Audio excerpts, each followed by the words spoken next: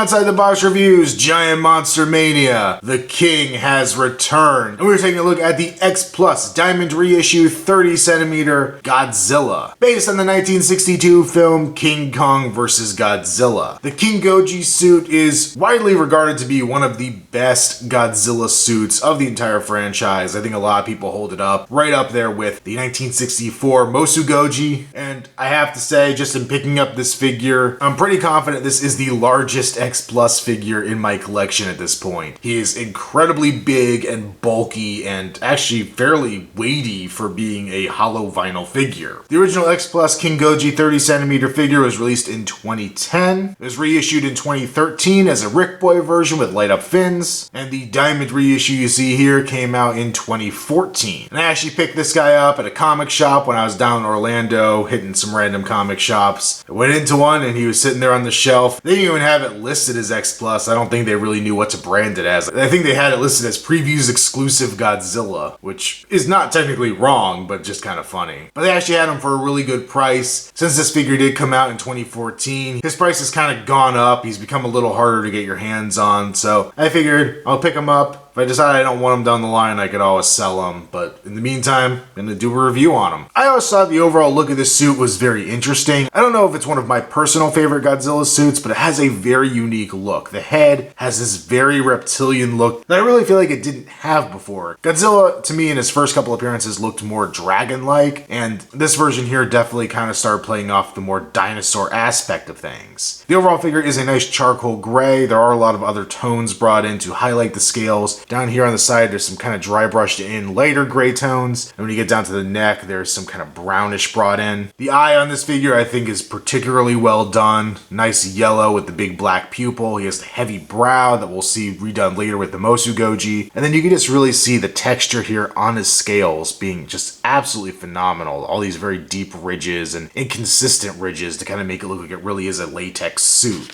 I think one of the things I always thought was kind of weird about the King Goji suit was looking at it head on, the eyes are very close together, but that is suit accurate. We do have his little pug nose going on there, then the ridges on top of his head. Looking inside the mouth here, X-Plus has done a phenomenal job. We have all the individual sharp bone white teeth that are a little grayed up to give them a little bit of weathering, and that tongue is just disgustingly awesome. You can see all the little wrinkles and ridges in it. The gums are also very separate from the lips on this figure, which I think is a really nice touch. And overall, I think just a very impressive mouth they've given King Goji here. The neck on this figure, I think, has a very kind of rough texture to it. It's smoothed out, probably to help the actor see out of it. So there's not as many deep wrinkles or anything in it, but there is some nice texture going on here. Going on the back of the neck, you can see there's a little bit of a seam here, but then it comes into his giant dorsal plates. I kind of don't blame them for making this a separate piece. And the way these are sculpted is incredible. I love the kind of bone white paint job, yellowy paint job on the outside, going into the charcoal gray in the middle. He has the very short rows of spikes lining just this massive center row, just huge irregular spines that look very, very cool. The side of the body here brings in the primary texture to the Godzilla suit, these very, very deep kind of keloid scar looking scales on him. These also continue on that light gray dry brushing to bring out all the detail. There's not a whole lot of wrinkles throughout this suit. Some of the other suits get a little baggy in areas, and you can see there are some deep lines, especially here at the hip. There's a very deep indentation. There's also another one here across the chest, but overall it's fairly smooth for a Godzilla suit from this time period. The chest also and the neck brings in a lot more of that brown paint, and you can see they kind of went for some kind of strange look of musculature or something, a smoothed out section of the chest there, as opposed to the deep scales elsewhere. His arms are up in that kind of traditional Haruo Nakajima fighting pose, ready to battle King Kong. They have a nice bend to them, and then we have the beautifully sculpted claws here. 4 claws, no real thumb. They're done in this grayish color, and then we do get some of that brown brought in across the hand as well. Even the inside of the hand has some great texture going on. These very, very large thighs on him. You get some more of that brown paint here at the knees, giving him a dirtied appearance. More thick scales going throughout his legs, and then his very, very large 3-toed feet. Once again, I always think it's weird when he has 3 toes and 4 fingers, but these are very, very long toes. Once again, that same gray color as the fingernails. They're just looking very splayed out, like they're made of a soft material and kind of flopping around, which I actually really appreciate. There's a little detail at the bottom of his feet, but we also get the smoothed out area with copyright info, so you're not really supposed to be looking at the bottom of his feet anyway. Go further down the back, the spines continue. We do have the seam here that's fairly noticeable where the tail connects. I actually didn't have to connect the tail on this one because when I bought him, it was already on display with the tail connected, so I just took him home like this. I do have the box though. Why am I mentioning that? See, the spines get smaller as they move onto the tail, but still continue that nice yellowy paint job. This primary body scales continue down the tail as well. We get another seam here about midway through the tail. Then here on the sides, we do pick up a brownish color like it's been going across the dirt. A more smooth texture there on the underside of the tail. And then we can see the tail arches up to a point where the wire would have been connected probably about here, and then kind of starts to flop down at the end as well. The tail does stick out fairly far past the back of the figure. It's fairly long here, so he is a bit of a shelf hog just by that fact alone. And for a size comparison, I bring up my go-to Godzilla figure, the Godzilla 1968 suit, and holy cow, you can see a huge difference between these two different versions of Godzilla. I mentioned that this King Goji figure is probably my largest X-Plus at the moment, and you can see how he absolutely dwarfs the other Godzilla I have. Not just in height, there is a slight height difference here, but also just the thickness of the torso is massive. The spines on this version are much larger. Just everything about this figure is bigger and badder looking than the 1968 version. This piece doesn't really fit in with my overall X-Plus collection, though since I picked up the Gigan after it, I am starting to move a little bit away from just being Destroy All Monsters themed, but I don't regret picking him up in the least. This is a beautiful example of what X-Plus can do. The sculpting is on point, the paint, even though in a lot of places it's very simple, in other places it's very complex, and they bring very subtle details out of the suit. It's a statue, so there's no articulation. You put it on your shelf and you enjoy it in the pose he's in, but they picked a great pose. It's very appropriate for this version of Godzilla for the fighting styles that's seen in that movie, and I have no complaints. This thing is just pure badass. And what more could you want out of Godzilla? So, very strong recommend on the King Kong vs. Godzilla 1962 Godzilla figure. Now, even though I've stepped into this piece, I don't really intend to pick up too many more Godzillas in the X-Plus line. I know I said I didn't intend to go beyond Destroy All Monsters in the first place, so we'll see how much I hold to that. But sometimes the figure's just too good to pass up. Make sure you follow me on Instagram, username Outside the Box Reviews. Also check me out on Facebook, link below. And until next time, this has been Outside the Box Reviews, Giant Monster Mania. Stay tuned for more to come.